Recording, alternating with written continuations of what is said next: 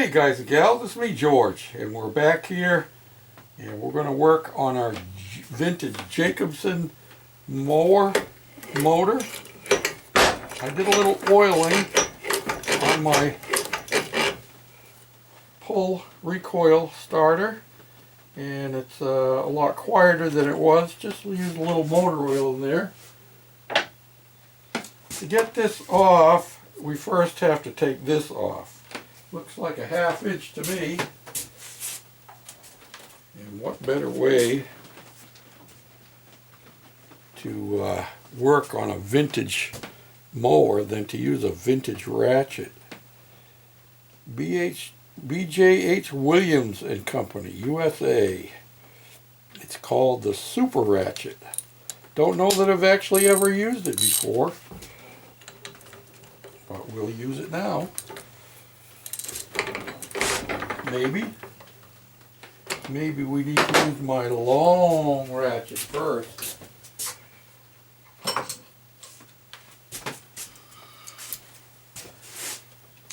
One of my favorite ratchets, because you get all kinds of leverage.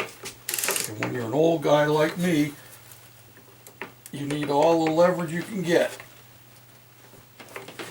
Get that started there.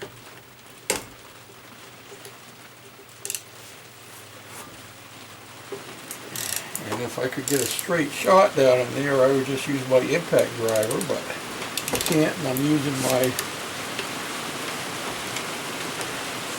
universal joint socket. There we go. We got a broken loose.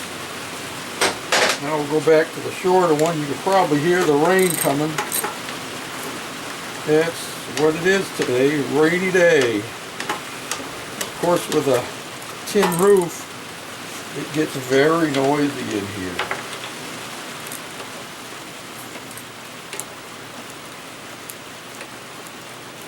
I've never had one of these apart before, so we're going to learn together. And I have no idea what is actually going to come off when I take this off. There are ball bearings down in here, and I need to make sure that when I take this apart, I don't lose them. Okay, so we've got our magnetic can here. Let's slide this out, and yep, it looks like the balls are going to fall right out. Sure do. Every single one of them. There's 4 of them. 1, 2, 3. And where did the 4th one go? Hope it didn't fall on the floor. I think I saw it drop. There it is. Right there. So let me swing this around so you can see what we got here. This has this unit here with these slots in it, so that when this turns around, the balls will drop into here, and so this pulls it and turns and catches them, and they catch when the centrifugal force is pushing them into that, and then once the motor starts, they spin out so that they're not catching anymore. And there is the socket. That's what I'm going to call it, right there. Now, before we get to that, we have to take the shroud off, and that has screws. I think there's like 4 of them, if I counted properly.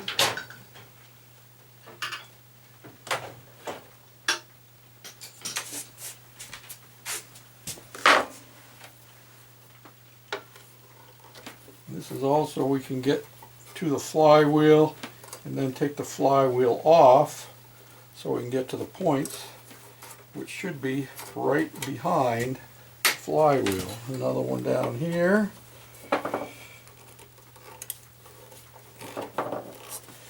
Looks like somebody has replaced the screw, and it was probably too long, so they put a nut on it, take up the length. When we put it back together, we'll be putting all new hardware on, I expect. You don't have to worry about spilling any oil, because this being a 2-cycle motor, I'm going to make sure you can see what I'm saying here. This being a 2-cycle motor, the oil is mixed with the gas and does not have a separate reservoir. So it lubricates while it supplies itself with fuel. Is that all of them? Maybe it's only 3. There we go. And there's a clip on the bottom here. That the spark plug wire comes through. Let's see if I can bend. Oh, I see. There's actually a screw there. Maybe I'm going to have to take the muffler off to get behind there.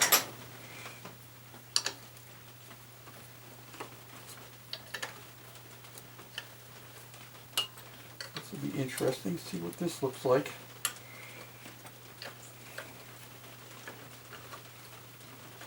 Now, I did some homework last night after I posted the video, and actually before I posted the video, while I was editing the video, and you saw that I said that this was a Jacobsen motor. The closest I can tell at this point is that it's probably from the early 50s. Now let's see if you can see down in there, and see if I could see down in there with you. Can you see down in there? There's one hole at the bottom.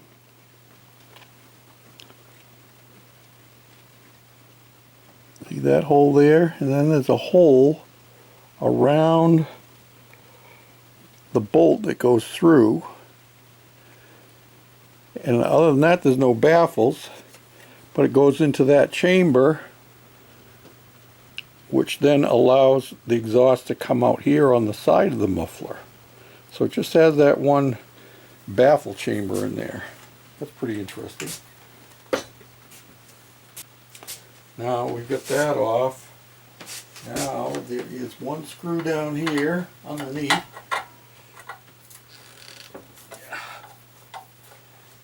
Swing this around so you can see what I'm seeing. You see that right back in there? There's a screw right here that holds this clamp on, that holds our spark plug wire.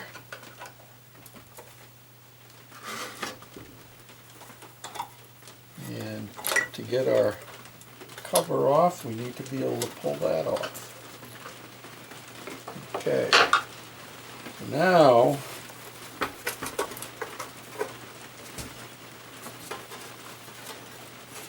this should come out. It's stuck in behind the gas tank, and looks like now we're going to have to take the gas tank off. Yep, because it has a flange. This shroud here goes down in behind. So we're going to have to take the gas tank off, which means I'm going to take the fuel line off first. We're going to have this thing half taken apart before we just get in to see the point.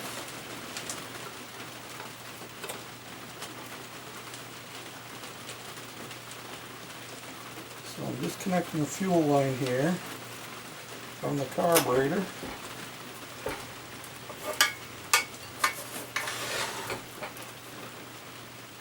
It looks like we've got 2 half-inch bolts there holding the fuel tank on. This lever here is for working the throttle. Let me tip this over on its side like that. Hopefully it'll stay there.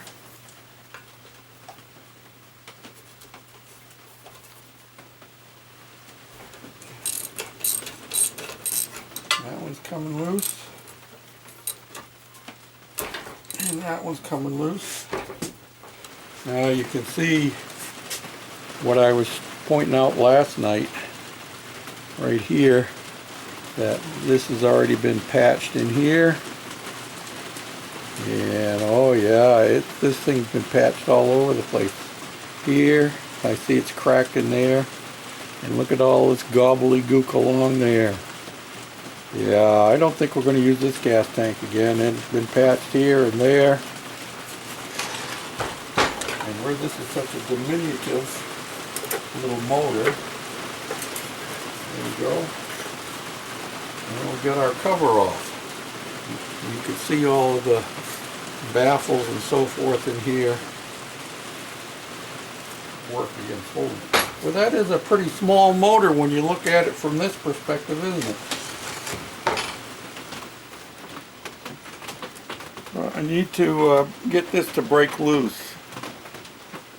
And so I'm going to need to hold the flywheel at the same time as I turn this. Let's see what happens. Now we need to remember that this, when it is turning it, it's always turning it to the right. So it's always tightening. So this is regular right-handed tread. I need to crank it towards the left. And I just had to make sure of that for myself.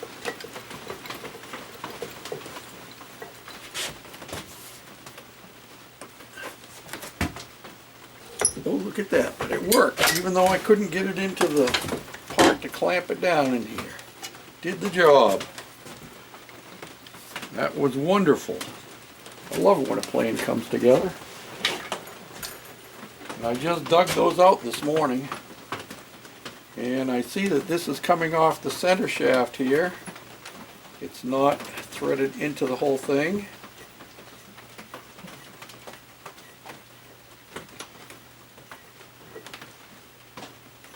And it has a keyway here. We're going to shoot a little WD-40 or something like that down in there.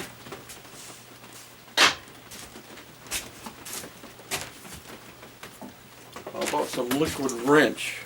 This is stuff that was left here on the property in the other shed. So we're going to try the hammer wrap tap.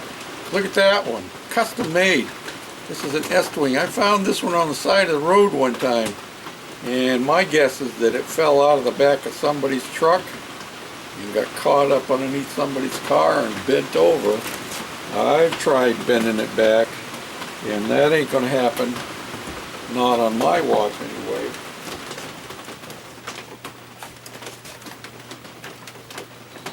You can only grab it about 1/8 of an inch in.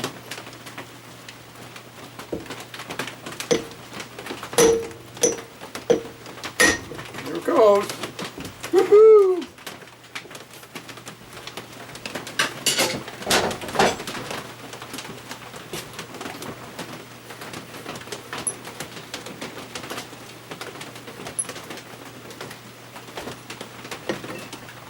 Here we come. And there's the inside of our flywheel. You see the magnets are built right into this one. Let's see if it has a date on here. Well, patented in Canada, 1938 is what this flywheel says. I have no idea if that's any indicator of the year of the motor or not. And I think I had already showed you that out here it said Weco Electric Company, West Springfield, Mass, USA. And then there's something else right down in here. Let me clean that off a little bit.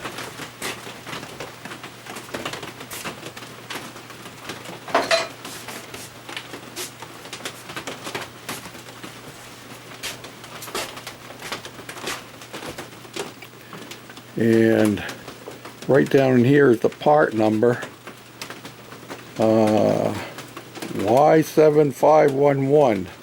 And that doesn't help me that I can tell in any way. So I'll have to do some investigation, see if I can get some idea of how to date this engine. It has a number 2 right there, which is upside down for you. So, okay, so there you are. There's our points, and they are opening and closing as they should. And it appears to me that they just need a good cleaning. Hopefully that's all it needs.